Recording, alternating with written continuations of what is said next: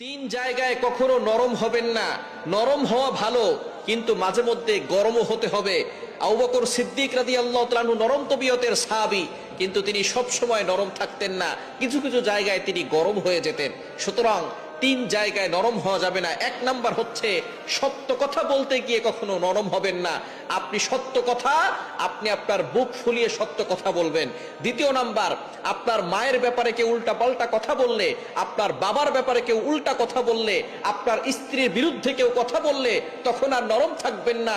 তখন আপনাকে ঢাল হয়ে পিতামাতা এবং স্ত্রীকে হেফাজত করার দায়িত্ব আপনাকে আল্লাহ তাআলা দিয়েছেন।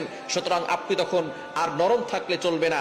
তিন নাম্বার, নবীজি সাল্লাল্লাহু আলাইহি ওয়াসাল্লামের বিরুদ্ধে কেউ কথা বললে, কোরআনের বিরুদ্ধে কেউ কথা বললে, আল্লাহর বিরুদ্ধে কেউ কথা বললে, তখন আর নরম থাকবেন না, তখন আপনি গরম হয়ে যাবেন। এটাই হচ্ছে নবীজি সাল্লাল্লাহু আলাইহি ওয়াসাল্লামের সাহাবায়ে কেরামদের আদর্শ।